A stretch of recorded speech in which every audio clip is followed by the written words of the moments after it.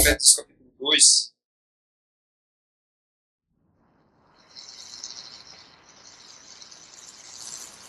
Efésios capítulo 2, versos 1 a 10. Esse texto aí que nós estamos refletindo nessa noite. O pecado para a salvação pela graça.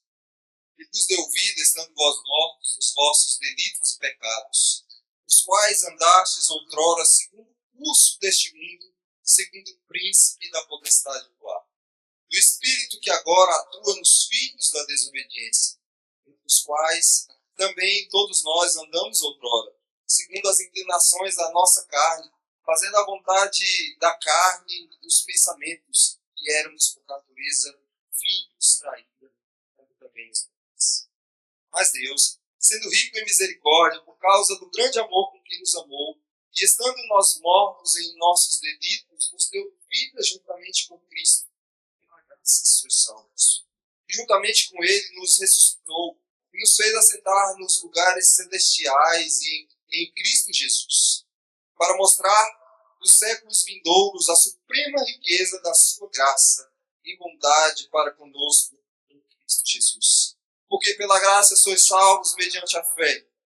E isso não vem de vós, é dom de Deus, não de obras para que ninguém se glorie, pois somos feitura dele, criados em Cristo Jesus para boas obras, as quais Deus de antemão nos preparou para que andássemos nelas.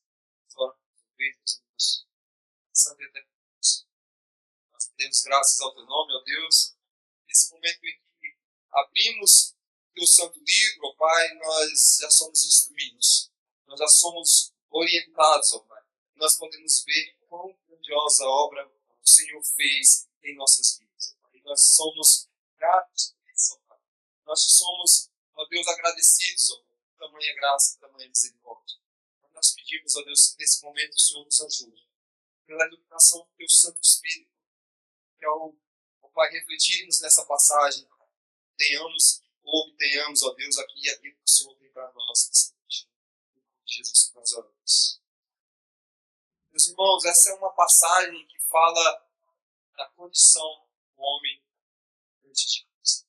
A condição do homem antes de conhecer a Cristo. A condição do homem antes de ser alcançados ou de ser alcançado pela maravilhosa graça de Deus. A maravilhosa graça de Deus que nos trouxe ou nos traz.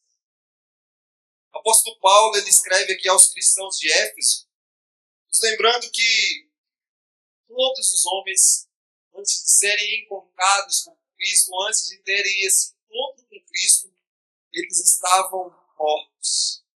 Estavam mortos dos seus delitos e pecados. Deus, por sua misericórdia, por sua graça, por seu amor, tão grande amor, alcançou o pobre, miserável pecador como eu. Paulo, então, ele se concentra aqui no capítulo 2 nas riquezas da graça de Deus. Lembra aos Efésios e, consequentemente, nos lembra quanto eles eram ricos, o quanto eles estavam afundados na lama do pecado. E ele nos lembra que eles já tinham sido lançados nas chamas do inferno. Nós nunca saberemos com exatidão quanto nós devemos. Nunca saberemos com exatidão quão grande obra foi que o Senhor fez por nós ao dar o seu Filho Jesus Cristo para morrer por nós. Talvez nós tenhamos uma percepção melhor ou maior quando de fato nós estivermos na glória com Ele. Quando estivermos ali desfrutando que nós já podemos desfrutar hoje, que se chama vida eterna.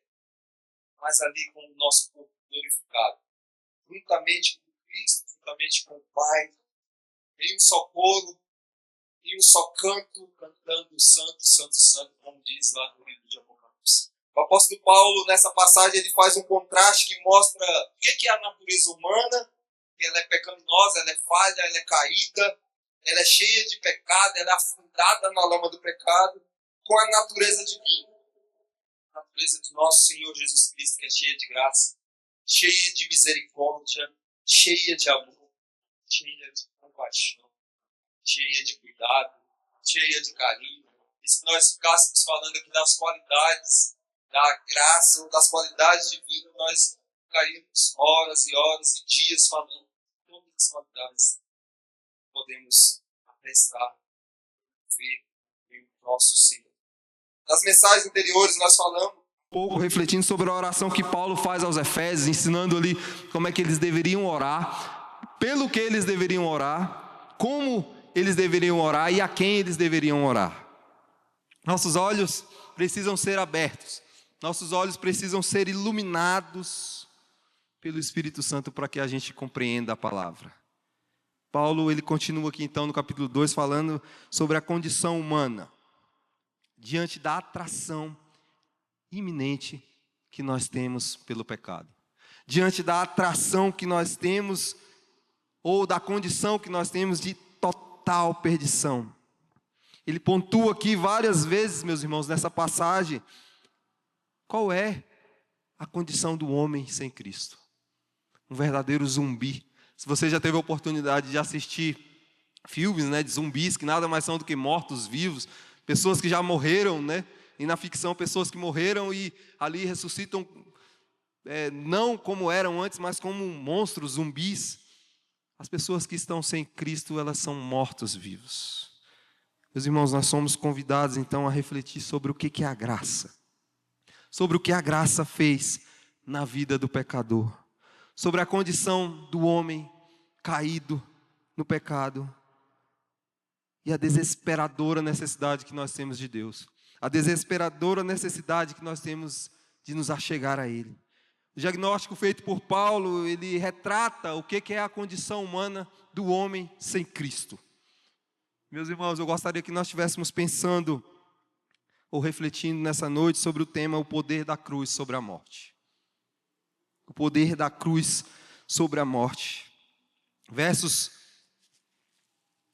1 a 3, o apóstolo Paulo fala sobre a condição do homem sem Cristo. Ele nos deu vida, ou vos deu vida, estando vós mortos nos vossos delitos e pecados, nos quais andastes outrora segundo o curso deste mundo, segundo o príncipe da potestade do ar, do espírito que agora atua nos filhos da desobediência, entre os quais também todos nós andávamos outrora segundo as inclinações da nossa carne, fazendo a vontade da carne, a vontade dos pensamentos, e éramos por natureza filhos da ira, como também os demais. Meus irmãos, há poucos anos, mas propriamente há 5 anos atrás, nós passamos por uma situação tanto quanto inusitada nas nossas vidas e na nossa geração. Uma situação em que ninguém estava preparado para passar. A situação da pandemia. Uma pandemia mundial. Uma pandemia que ceifou vidas. Muitas das pessoas, ou algumas das pessoas que nós conhecíamos, tiveram suas vidas ceifadas nessa pandemia. Muitos foram atingidos por esse vírus, esse temido vírus da Covid-19. Algumas pessoas foram atingidas de forma mais forte, como já falei, até pagando com a sua própria vida. Outras pessoas tiveram complicações, passaram um tempo internado no hospital, tiveram seus pulmões afetados. Outras pessoas foram assintomáticos, tiveram efeitos leves, fracos do que foi o Covid. Outras pessoas nem sabem se tiveram Covid, desconfiam, acho que eu tive Covid, mas eu não fiz o teste. Muitas pessoas, então assim, os efeitos foram diversos, os mais variados nas pessoas. Com o pecado não é assim, irmãos. Com o pecado é algo que afeta completamente toda a raça humana, em todas as épocas, em todos os tempos, todos foram afetados pelo pecado. Eu nasci em pecado e em pecado me concebeu minha mãe. Nós brincamos lá no seminário, né? Nós chamamos, ao nos referirmos uns aos outros, a gente chama uns aos outros de pecador, né? Vem cá, pecador. E aí, pecador, tudo bom? Como é que você está? Porque de fato somos pecadores, nascemos em pecado. E esse vírus do pecado, irmãos, foi nos transmitido através de Adão. Nenhum de nós escapou. Todos nós fomos atingidos, todos nós fomos afetados, todos nós padecemos do mesmo mal. Todos nós tivemos o mesmo efeito do pecado em nossas vidas. Todos nós estávamos mortos nos nossos delitos e pecados. O pecado é a condição universal da raça humana, ou seja, todos foram drasticamente afetados por esse maldito vírus do pecado. O apóstolo Paulo deixa bem claro aqui nessa passagem sobre qual é a real situação do homem então sem Cristo. Esse homem afetado por esse vírus, esse maldito vírus, e que caminha a passos largos para o inferno. Paulo então começa essa sessão aqui, meus irmãos, falando da vida que foi dada àqueles que estavam mortos. É importante ressaltar aqui que ele estava falando de uma morte diferente da morte que nós conhecemos. Ele falava aqui da morte espiritual que todos os homens foram acometidos, da morte da sua alma. Meus irmãos, ser um bom cidadão, um bom pai, uma boa mãe, um bom filho, um bom funcionário, um bom amigo, um bom crente, nada disso faz com que o homem tenha vida. Nada disso faz com que o homem deixe de ser um morto em suas transgressões. Como já falei aqui, é claro que Paulo está falando da morte espiritual do homem antes de Cristo e da atração que o homem morto tem pelo pecado. Se fosse depender de nós, irmãos, nós seríamos completamente incapazes de entender ou apreciar as coisas espirituais. Se dependesse de nós de forma alguma seríamos atraídos pelas coisas espirituais. Independentemente das nossas boas ou más ações, nós não somos ou não seríamos de forma nenhuma atraídos para a luz. Muito pelo contrário. A nossa condição de pecado, a nossa condição caída faz com que nós sejamos atraídos cada vez mais para as trevas, cada vez mais para as chamas do inferno. Paulo usa duas palavras aqui, transgressões e pecados. Transgressões, que no grego quer dizer paraptoma, ela se refere a uma violação, uma desobediência. Aquilo que nós fazemos desobedecendo a Deus, infringindo as suas leis ou os seus mandamentos. Basicamente é quando alguém quebra uma regra, desvia-se do caminho reto. Pecado, hamartia, que significa errar o alvo. Tentar acertar, mas ainda assim errar o alvo. Meus irmãos, até nas nossas boas ações, nós pecamos. Até quando nós queremos acertar, quando nós ansiamos por acertar, nós pecamos diante da nossa condição caída. A causa das nossas transgressões e pecados é que faz a nossa separação, ou a separação entre o homem e Deus. Pecado é não chegar a ser o que deveria ser, ou o que poderia ser. Irmãos, é importante ressaltar que o incrédulo não é ou não está apenas doente, mas é importante ressaltar que de fato ele é um morto. Nós andamos constantemente, dia após dia, no meio de mortos espirituais. É como se nós estivéssemos andando num cemitério em que os corpos ressuscitaram e nós estamos andando no meio de mortos. Nós estamos constantemente rodeados por mortos vivos. Vivos fisicamente, mas mortos espiritualmente. Meus queridos, essa natureza caída então faz com que o homem seja um ser desobediente. Desobediente aos preceitos do Senhor. Além de mortos nos seus delitos e pecados, vivendo de acordo com o curso desse mundo, o príncipe da potestade do ar, seguindo os desejos da carne, atraído pelos desejos carnais. E como já falei, nós, de forma alguma, éramos merecedores. Meus irmãos, muitas e muitas vezes nós estamos mergulhados, como falamos hoje aqui pela manhã, mergulhados nas águas profundas do nosso orgulho. Nós imaginamos que somos merecedores e por isso nós temos muita dificuldade de passar por situações adversas. Estamos mergulhados muito fundo nas águas do nosso orgulho e por isso nós não aceitamos de forma alguma quando alguém pisa no nosso calo, quando alguém nos ofende. Nós temos uma grande dificuldade de perdoar. Nós temos uma grande dificuldade de entendermos as debilidades e dificuldades do nosso irmão, sendo compassivos, sendo empáticos com os nossos irmãos. Nós temos uma dificuldade de enxergar as coisas do Senhor. Nós temos uma dificuldade de enxergar aquilo que Ele tem feito por nós. Irmãos, constantemente nós estamos murmurando, constantemente nós estamos nos lamuriando das nossas dificuldades, das nossas dívidas, das nossas enfermidades, dos nossos problemas conjugais, dos nossos problemas relacionais, interpessoais. Constantemente, irmãos, nós somos afetados por isso que se chama orgulho. Nós não somos merecedores de nada, nunca fomos merecedores de nada. Muito pelo contrário, meus irmãos, nós estávamos mortos, afundados na lama do pecado. E o Senhor nos resgatou com a sua doce voz. Nós cantamos muitas vezes aqui, né? A doce voz do Senhor é que faz o homem ressurgir dos seus pecados. O que é graça? O que é graça para você?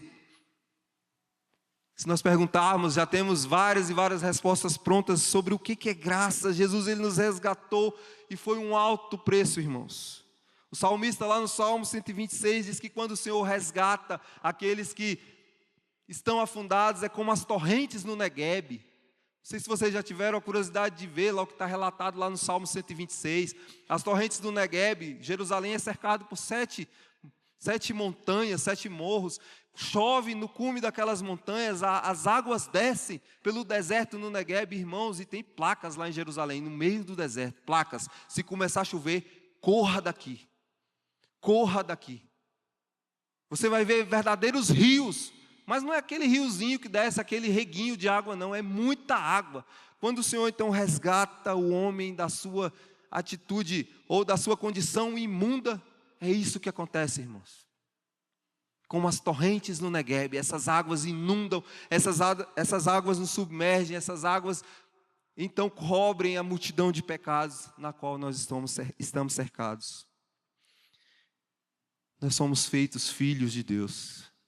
Mesmo diante dessa nossa condição pecaminosa, mesmo diante dessa condição fraca, falha, falida, que é o homem, nós somos feitos filhos de Deus.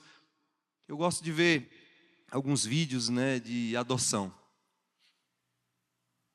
Famílias que adotam crianças abandonadas.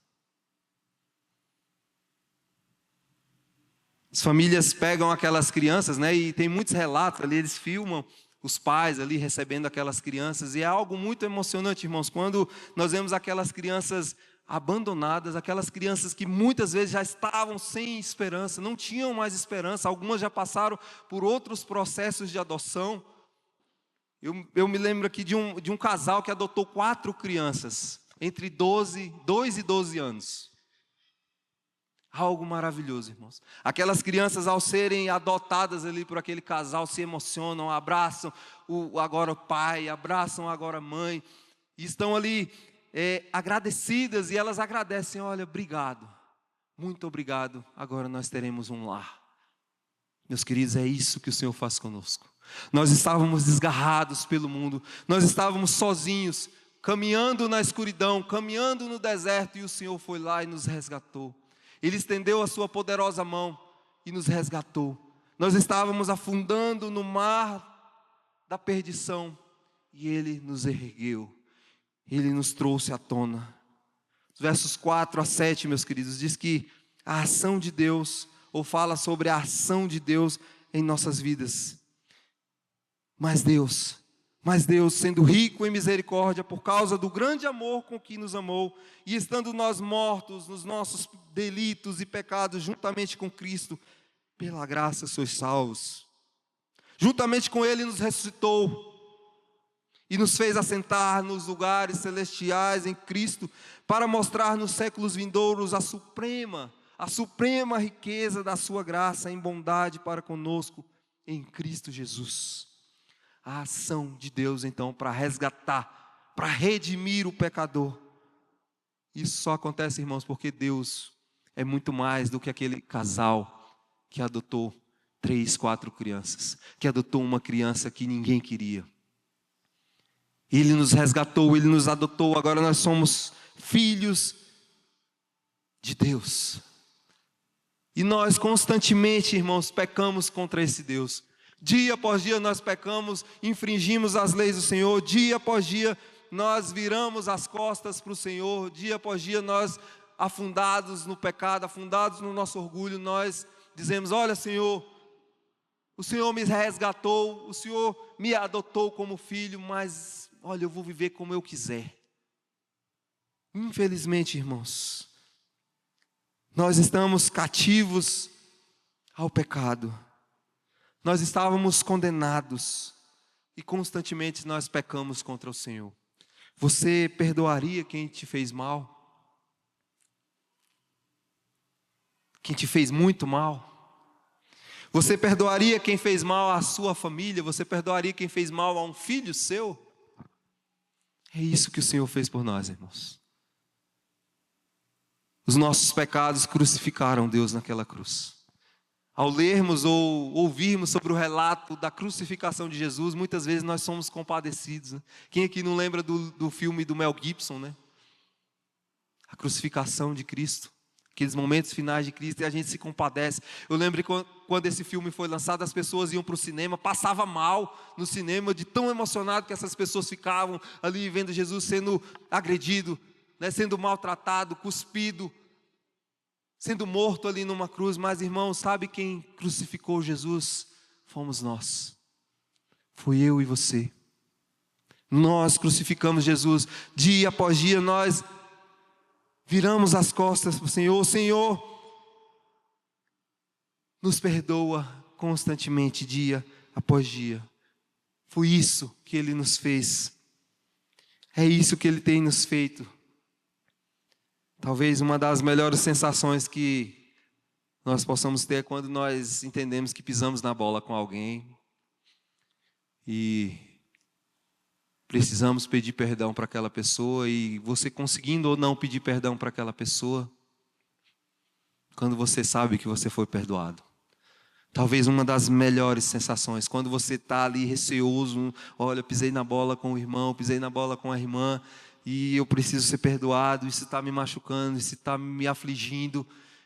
E não, talvez uma das melhores sensações, irmãos, é quando aquela pessoa que você fez mal, aquela pessoa que você prejudicou de alguma forma, te perdoa com um sorriso, um aperto de mão ou um abraço. Talvez uma das melhores sensações.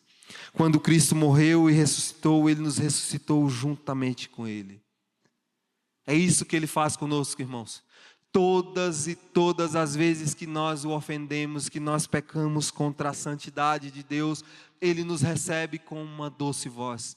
Ele nos recebe com um sorriso. Ele nos recebe com um apertar de mãos. E Ele nos recebe com um abraço. É isso que Ele faz por nós.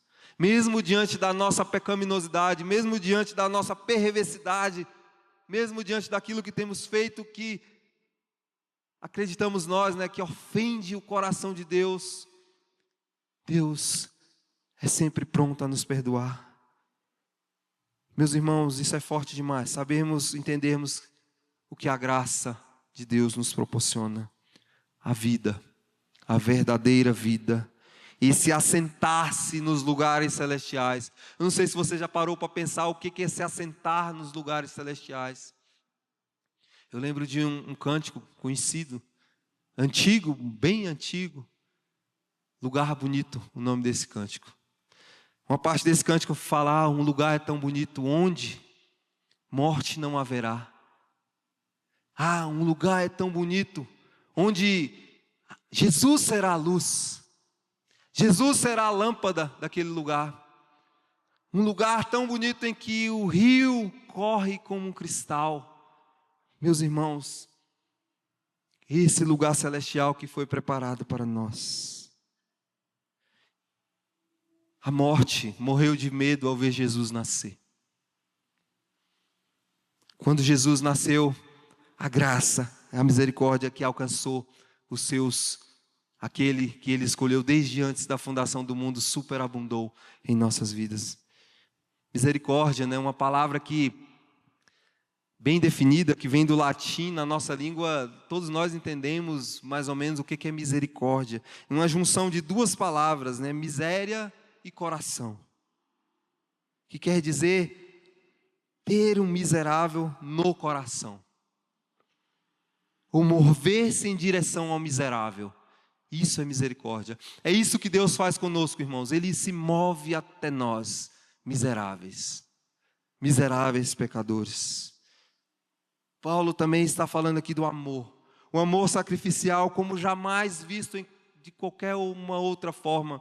Hoje nós falamos no Dia das Mães, um amor sem igual do Dia das Mães. Eu digo incomparavelmente, infinitamente superior ao amor das mães. É o amor de Cristo, é o amor do Pai. E Paulo também fala sobre a graça. Esse favor imerecido, algo que está acima das nossas competências e que é a junção da misericórdia e do amor. Do mover-se até o miserável e amar esse miserável. Meus irmãos, para concluir, nosso propósito e resposta. Qual deve ser o nosso propósito e resposta diante disso? Porque pela graça sois salvos mediante a fé. E isso não vem de vós.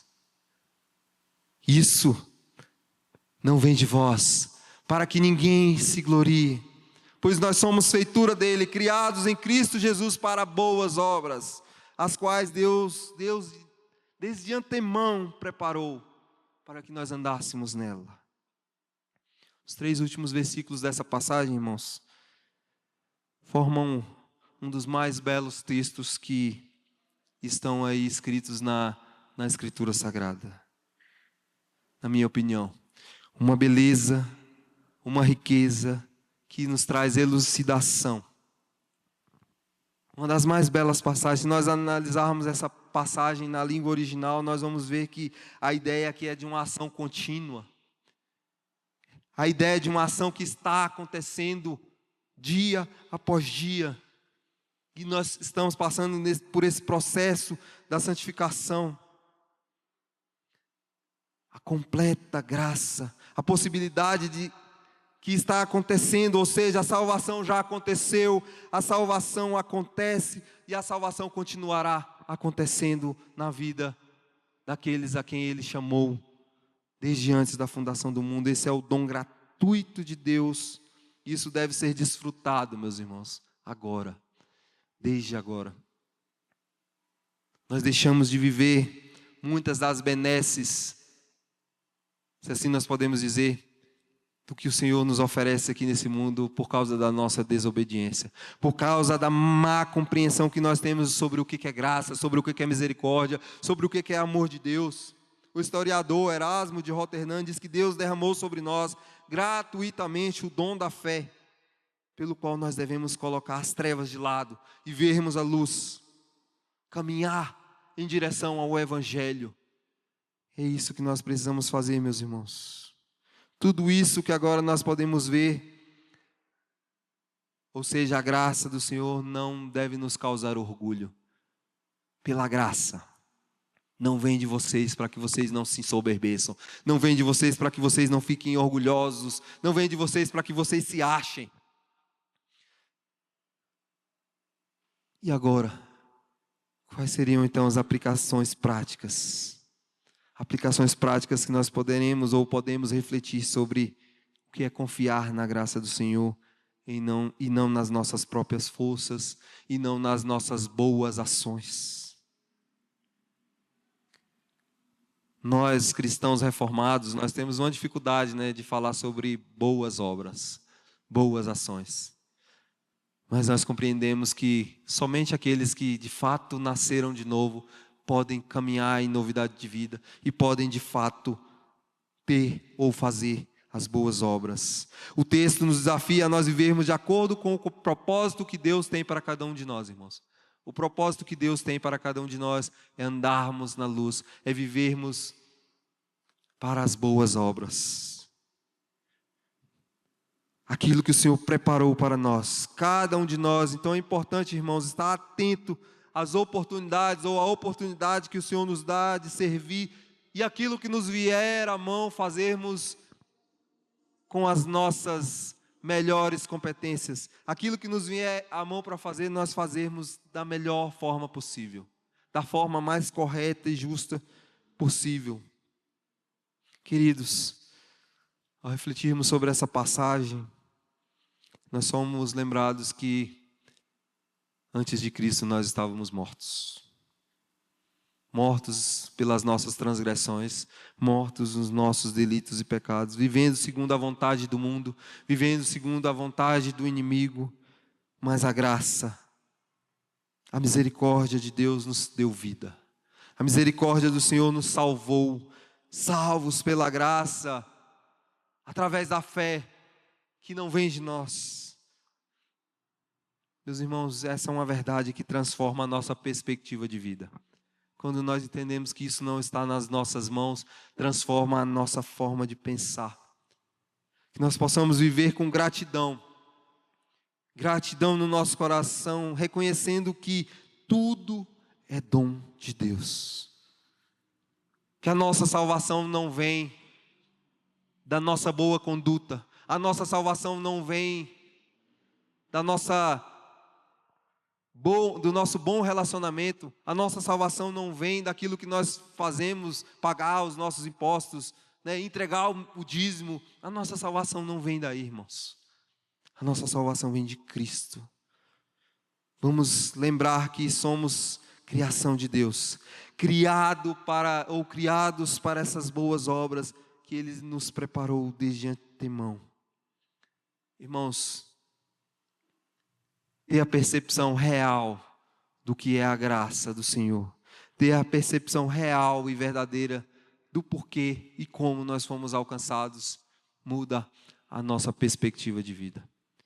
Que Deus tenha misericórdia de nós, que Ele nos abençoe, que Ele continue trazendo esperança, amor, misericórdia aos nossos corações e que isso irradie ao nosso redor. Que as pessoas sejam impactadas por aquilo que elas veem na tua vida, por verem Cristo na tua vida. Que Deus nos abençoe e nos dê uma vida cada vez mais alinhada com a sua vontade. Que Ele nos abençoe e nos dê cada vez uma vida mais santa, como temos falado aqui constantemente. Que Ele nos abençoe e continue derramando sobre nós a sua graça, sua maravilhosa graça. Que Ele nos abençoe constantemente, que Ele abençoe a Igreja Presbiteriana do Lago Azul. Vamos orar? Abaixe sua cabeça, nós então estaremos pedindo que o Senhor fale conosco. Continue aplicando essa palavra nos nossos corações. Que nós possamos refletir, irmãos, a necessidade que nós temos de reconhecer o que é graça. Pai querido, nos abençoa, Pai. Continua derramando da Tua graça sobre nós. Nos dando sempre, ó Deus, a percepção que necessitamos, ó Pai, de caminhar contigo, ó Deus, compreendendo o que o Senhor fez através da morte do Teu Filho amado, Jesus Cristo. Continua, ó Deus, abençoando essa igreja, esses irmãos que aqui congregam. Nos dá, ó Deus, sempre um coração grato. Nos dá, ó Pai, um coração misericordioso. como é o teu, Pai querido. Que nós possamos ter a real compreensão, ó Pai, daquilo que o Senhor fez por nós, dando o teu Filho amado. Ó Senhor, nós estávamos perdidos. Ó Pai, nós estávamos caminhando a passos largos para o inferno e o Senhor nos resgatou. Obrigado, ó Pai, por tamanho amor. Obrigado, ó Pai, por tamanha graça. Dá a compreensão real, ó Deus, para mim, para os meus irmãos aqui nessa noite, ó Pai, daquilo que deve ser a nossa missão, ó Deus, como os teus servos. Continua nos abençoando, ó Pai. Continua derramando o teu poder e da tua poderosa graça e amor sobre nós. Dá-nos, ó Pai, uma semana abençoada na tua presença. Uma semana, ó Deus, que nós possamos remoer e refletir sobre, ó Deus, o teu amor. Refletirmos, ó Pai, sobre, ó Pai, o teu cuidado. Dos milagres que acontecem em nossas vidas dia após dia, constantemente. Dá-nos, ó Deus, a real percepção daquilo ou naquilo que precisamos melhorar. Afasta de nós, ó Pai, o pecado, as transgressões, ó Deus, aquilo que tem causado, ó Deus, separação entre nós e Ti, Pai querido. Dá-nos um coração quebrantado, ó Pai. Um coração, ó Deus, triturado, ó Deus, pela Tua graça. Tira de nós, ó Pai, o coração duro, o coração perverso, o coração pecaminoso, ó Pai. Tira de nós, ó Pai, aquelas ações que temos cometido, ó Pai, que ofendem a Tua santidade, ó Pai. Dá-nos uma semana, ó Deus, de envolvimento mais e mais contigo, ó Pai. Nós te pedimos que o Senhor nos proteja, ó Pai. Nos proteja agora na ida para os nossos lares, ó Deus, cuidando de cada um de uma forma especial.